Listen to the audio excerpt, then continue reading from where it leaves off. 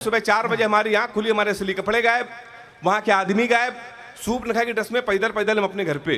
मेरे पिताजी छज्जे के ऊपर खड़े थे, हमने पिताजी पहचाना? उन्होंने हमारी माँ से कहा इसको कटोरा आटा दे दो। हमारे पिताजी नहीं पहचान पाए।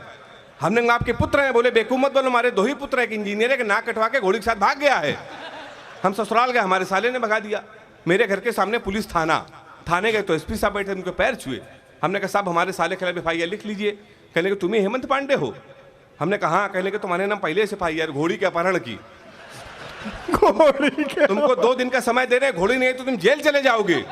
उत्तर प्रदेश का बड़ा व्यंग अगर एक टिप्पणी में कर दिया हो, आपको लगता हो व्यंग इसी तरीके से किया जाता है, तो हाथ उठा के ताली बजा के बताना मेरा व्यंग समझ में आया। हमने उनका पैर छुआ, हमने कहा घोड़ी ढूंढ लाइए।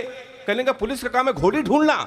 हमने कहा ढूंढ लाइए। कहने का पुलिस के इतने बड़े अधिकारी घोड़ी ढूंढना है। हमने कहा SP साहब भैंस तो आप ढूंढ लाए थे। जिंदाबाद, वाह वाह, क्या बात है, बहुत अच्छे, बहुत अच्छे, वाह वाह वाह वाह, बहुत अच्छे, बहुत अच्छे। तो हमारी वो शादी भी कैंसिल।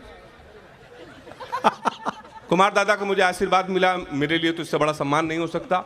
इस व्यंग पर आपने तालियां बजाई। इस व्यंग को सुनने के बाद देश के सर्वश्रेष्ठ संचालक और कवि ने मुझे आशीर्वाद दिया। एक व्यंग पढ़ना चाहता हूं, इससे अच्छा व्यंग कहां सुना जाता है। इस समय एक पीड़ा है पूरे देश में, एक विषय चल रहा है देशद्रोही देश बनाम देश प्रेमी। आजकल जब बच्चा पैदा होता है तो जान ही नहीं पाता कि देश प्रेमी कि देशद्रोही है, क्योंकि उसके पिताजी नहीं तय करते, नेता तय करता है।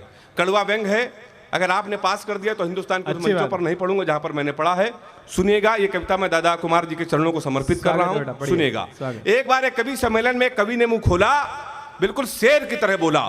मजमे में जितने राष्ट्रभक्त लोग हैं वो भारत माता का जयकारा लगाएं और खड़े होकर 2 मिनट तक तालियां बजाएं।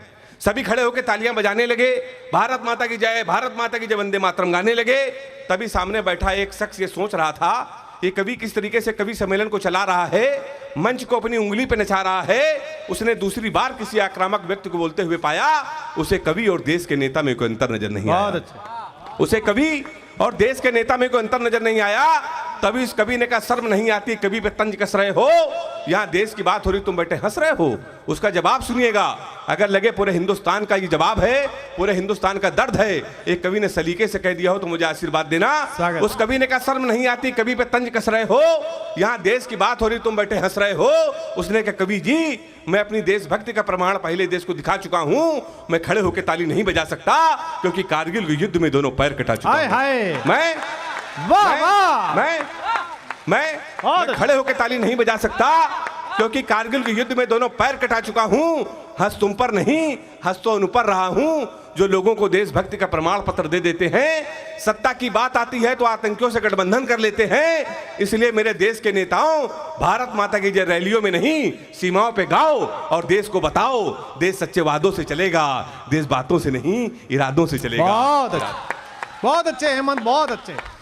एक बार जोरदार तालियां हेमंत के लिए बजा दीजिए, क्या बात है, वाह।